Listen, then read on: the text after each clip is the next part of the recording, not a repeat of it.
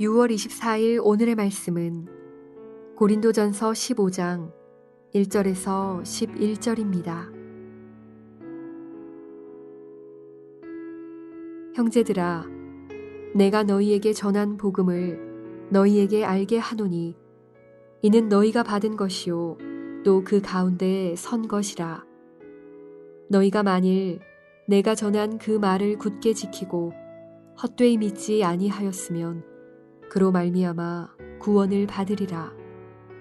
내가 받은 것을 먼저 너희에게 전하였노니 이는 성경대로 그리스도께서 우리 죄를 위하여 죽으시고 장사 지낸 바 되셨다가 성경대로 사흘 만에 다시 살아나사 게바에게 보이시고 후에 12 제자에게와 그 후에 500여 형제에게 일시에 보이셨나니 그 중에 지금까지 대다수는 살아있고 어떤 사람은 잠들었으며 그 후에 야고보에게 보이셨으며 그 후에 모든 사도에게와 맨 나중에 만삭되지 못하여 난 자 같은 내게도 보이셨느니라.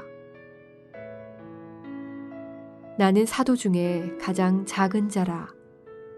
나는 하나님의 교회를 박해하였으므로 사도라 칭함받기를 감당하지 못할 자니라. 그러나 내가 나 된 것은 하나님의 은혜로 된 것이니 내게 주신 그의 은혜가 헛되지 아니하여 내가 모든 사도보다 더 많이 수고하였으나 내가 한 것이 아니요 오직 나와 함께 하신 하나님의 은혜로라. 그러므로 나나 그들이나 이같이 전파하매 너희도 이같이 믿었느니라. 오늘부터 행복큐 101번째가 시작됩니다. 그동안 함께 해주시고 또 응원하시면서 큐티에 참여해 주신 여러분들께 진심으로 감사드리고요. 언제까지 이어질지는 알 수 없으나 할 수 있는 데까지 최선을 다해서 이어가 보려고 합니다. 모쪼록 이 행복큐가 여러분들의 매일매일의 큐티의 삶에 조금이라도 도움되기를 진심으로 소망합니다. 오늘 본문으로 들어가겠습니다. 고린도전서 15장은 고린도전서 13장과 함께 굉장히 유명한 장입니다. 이 고린도전서 15장은 부활장이라는 이름을 따로 갖고 있을 정도로 굉장히 유명한데요. 앞서 사도 바울은 성령과 은사 그리고 교회와 예배, 교회의 선교적 사명에 대해 역설합니다. 사도 바울은 그러다가 15장에 와서는 완전히 다른 주제, 그러나 우리에게는 꼭 필요한 주제를 다루게 되는데 그것이 바로 부활에 관한 것입니다. 고린도 교회를 보면 은사도 많고요. 또 열정도 많고 다양한 계층의 사람들이 모여서 함께 예배드리는 예배 공동체였습니다. 많음으로 인해서 문제점도 역시 많이 있었던 그러한 교회입니다. 그런데 다행이라고 할까요? 이 문제가 많이 있었기에 그 문제들로 인해서 사도 바울은 해답을 제시하는 것을 시도하였고 이러한 모든 것들이 오늘 살아가는 우리에게 굉장한 도움이 되고 해결책이 된다는 것을 발견하면서 문제들까지도 사용하셔서 고린도 교회를 세워가시고 오늘 사는 우리도 세워가시는 하나님의 역사가 새삼 새롭고 대단하게 여겨집니다. 그렇게 보면 우리 또한 문제 안에서 살 수밖에 없고 문제로 인해서 곤란을 겪기도 하고 골치 아픈 일도 많이 있지만 고린도 교회를 보면서 역사하시는 하나님은 그 문제를 통해서도 우리를 세워가시고 또 우리 다음 세대까지 그 모든 것들을 새롭게 해 나가실 분이라는 것을 기대하면서 오늘 문제 앞에서도 우리 모두가 당당해질 수 있기를 그리고 하나님의 은혜를 붙들 수 있기를 진심으로 소망합니다.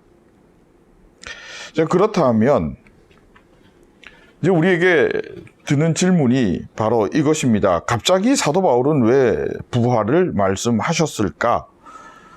오늘 본문에는 그것이 나타나고 있지는 않습니다.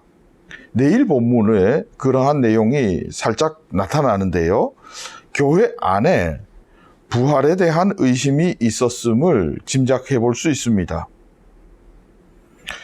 그래서 사도 바울은 처음에 부활에 대해서 주제를 바꾸시면서 증언을 시작합니다. 이 증언을 가지고 부활의 역사성과 신앙 안에서의 의미에 대해 긴 설명을 시작하고 있는 것입니다. 부활을 설명하는 사도 바울은 복음으로 출발합니다. 복음은 굉장히 복합적인 개념입니다. 그렇기 때문에 한 문장 또는 한 단어로 복음은 이것이다라고 얘기할 때 그 복음의 내용을 다 담아내기가 쉽지 않습니다. 그러나 우리가 신앙생활을 하면서 또한 성경을 읽으면서 또는 조금 더 깊이 신학적으로 복음의 중심에는 예수 그리스도가 있다라는 것을 우리는 반드시 붙들어야만 합니다. 그 예수 그리스도를 사도 바울께서는 특별히 고린도전서에는 십자가에 달린 예수 그리스도, 그분이 하나님의 지혜라는 것을 가지고 쭉 고린도 교회를 향해서 말씀을 하시는데요. 오늘 본문도 역시 마찬가지입니다. 사도 바울은 예수 그리스도의 죽으심 그리고 부활을 간단하게 설명합니다. 그 사실만, 팩트만 적고 있습니다. 그러면서 우리 죄, 즉 나의 죄를 위해 죽으셨고 성경대로, 그 말은 약속대로 또는 복음을 실현하기 위해 다시 살아나셨다고 6절에 말씀하고 있습니다. 그리고 이 부활이 역사성을 가지고 있다. 즉 이 말은 실제로 일어났다. 가짜가 아니다라는 의미입니다. 즉 이 부활의 역사성, 부활의 실제성을 증인을 나열함으로 고린도 교인들에게 이렇게 전달해 주고자 합니다. 그러니까 사도 바울께서는 예수님께서 어떻게 죽으셨는지, 어떤 과정을 거쳤는지, 그리고 부활의 과정이 어떤 것이기 때문에 과학적이다, 어떻다 하는 그런 것들을 증명하면서 말씀하시는 것이 아니라 부활하신 예수 그리스도 본 사람들이 있다는 것으로 부활의 역사성을 증명하려고 하십니다. 그러면서 말씀하시는 것이 첫 번째로 게바, 즉 베드로에게 보이셨고, 그리고 나머지 12제자들과 500명의 사람들, 그리고 야고보와 다른 사도들, 그리고 나서 제일 마지막에 바울 자신에게도 보였다라고 말씀하십니다. 그러면서 오늘 말씀하시는 이 내용들이 누구에게 전해 들은 것이 아니라 내가 직접 본 것을 말씀하는 겁니다. 말씀드리는 겁니다. 라는 것을 강조하는 겁니다. 일종의 부활의 역사성을 말하기 위한 포석과 같은 거지요. 왜냐하면 이미 많은 사람들이 부활의 상징성을 가지고 말을 했을 겁니다. 부활이 실제로 일어났는지 어떻는지는 모르겠으나 부활이 상징적 의미는 가지고 있다라고 말을 할 때에 사도 바울은 역사성이 있다, 실제로 일어났다 하는 것을 말하고 싶었던 것입니다. 그러면서 사도 바울께서는 굉장히 재밌게 논리를 이렇게 펴고 있는데요. 그것이 9절부터 그 자신에 대한 설명을 통해서 그렇게 풀어가고 있습니다. 사도 바울 자신은 교회를, 그리스도인들을 박해하던 자라고 했습니다. 자, 이 말은 뭐냐면 그리스도, 예수, 신앙인들에 대해서 공격하고 없애려고 논리적인 허점을 찾고 논리적으로 파고 들어가면서 실질적인 물리적 행동을 행했던 그러한 사람이라고 하는 거지요. 거기에다가 이들이 거짓 증거를 하고 있는지, 즉 가짜 뉴스인지 아닌지에 대한 팩트 체크를 하던 사람이었다는 거지요. 그러니까 부활이라고 말했을 때에 사도 바울이 대했던, 처음에 가졌던, 그러니까 사울이던 시대에 가졌던 그의 생각과 마음과 이러한 모든 것들은 지금 그 사람들이 말하는 부활에 대한 것보다 훨씬 더 가혹했고 훨씬 더 혹독하게 접근했었다 하는 것을 말씀하고 계시는 겁니다. 그러기에 스스로 생각할 때 사도라고 하기에도 참 미흡하다는 거지요. 12제자의 기준으로 보면 예수님을 처음부터 따라다닌 것도 아니요, 예수님으로부터 처음부터 부름받은 사람도 아니니 사도라고 보기에 좀 미흡하다. 근데 그 당시에 많은 사람들이 사도 바울을 보고 너가 진짜 사도이냐 하는 것에 대한 공격이 굉장히 많았다고 학자들은 말하고 있습니다. 이제 그러면서도 사도 바울께서 말씀하시는 겁니다. 내가 이러고 있는 이유가 무엇일지 한번 생각해 보았느냐는 거죠. 그러면서도 사도라고 말하기도 이렇게 부끄러운 그러한 사도임에도 불구하고 내가 이 믿음에서 빠져나가지 않고 그만두기는커녕 오히려 더 열심으로 그 사명을 감당하는 사역을 펼쳐나가면서 그 사역의 열매로 고린도 교회가 이렇게 서 있다는 것 자체, 그러면서 고린도 교회를 향해서 당신들도 나와 같이 그 사역에 동참해 주기를 원한다는 이런 말을 하게 된다는 것, 이 모든 것을 바라볼 때 부활이 상징성이라고 말할 수 있겠느냐는 거죠. 사도 바울 스스로가 증인이었고 사도 바울 스스로가 이러한 모든 수모와 이러한 모든 불확실성 가운데서도 끝까지 이걸 놓지 않는 것은 내가 부활하신 주님을 보았기 때문이라, 그를 만났기 때문이라, 그리고 그로부터 부름받았기 때문이라는 것을 사도 바울은 말씀하고 계시는 겁니다.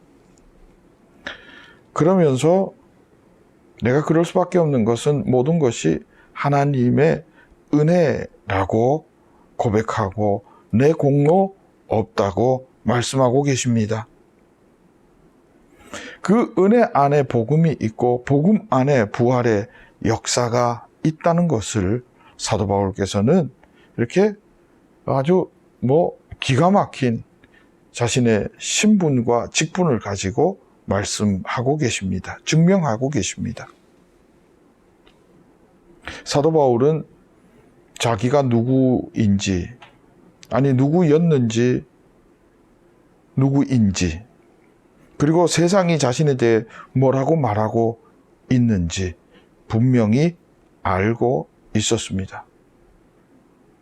그런데 여러분, 우리가 한번 생각해 보면 사람은 누구나 자신이 누구였는지, 누구인지, 그리고 세상이 자기를 뭐라고 보고 있는지, 뭐라고 말하고 있는지 그것을 알면 그 이후의 반응은 딱 두 가지로 나누어질 겁니다.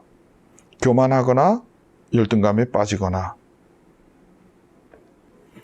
그런데 사도 바울은 거기에 그치지 않았습니다. 거기에 그치지 않고 그런 자신을 하나님의 도구로 드리면서 은혜를 덮어버립니다. 그 은혜를 덮으면서 스스로 은혜 안에 숨어버리는 거죠. 그 은혜가 그를 감추어 주시는 겁니다. 그러면서 복음을 경험하게 되고 부활의 소망을 갖는 자가 되는 것입니다. 즉 하나님의 눈으로 자신을 바라보게 된 것이지요. 예수 그리스도의 마음으로 사도 바울을 스스로는 객관화시켰던 겁니다.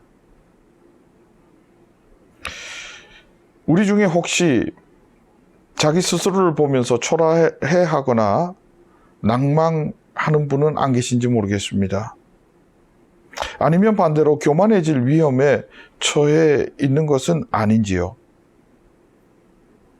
모쪼록 사도 바울처럼 복음을 붙들고 여러분 은혜로 나를 덮으시기를 진심으로 소망합니다. 은혜로 하나님의 구원을 경험한 존재인 것을 잊지 않기를 소망합니다. 그 은혜가 나를 부활하는 존재로 바꾸어 두었음을 여러분 우리는 놓치지 않아야 할 것입니다. 하나님의 눈으로 나를 바라보십시오. 구원을 붙들 때에, 복음을 붙들 때에 여러분 가능합니다. 그러면 나는 세상과 다른 존재입니다. 나는 부활하신 주님을 붙들고 사는 존재이어야만 하는 것입니다. 여러분, 복음을 경험하고 복음 안에서 하나님의 새로운 피조물 된 나를 자랑스럽게 여기고 주의 사명 감당하는 멋있는 인생 살아가는 성빈의 권속되기를 진심으로 축복합니다. 기도하겠습니다. 하나님, 감사합니다. 부족하다 여기지 않으시고 죄 많아 안 되겠다 배척하지 않으시고 오히려 부족하기에 죄가 많기에 예수 십자가 은혜로 부르셔서 부활을 믿는 믿음 주시고 은혜 안에서 세워주시니 감사합니다. 이 복음 붙들고 세상에 동화되지 않고 오히려 세상과 구별되어 주께 영광 돌리며 살아가는 주의 사명자 되게 하옵소서. 예수님의 이름으로 기도합니다. 아멘.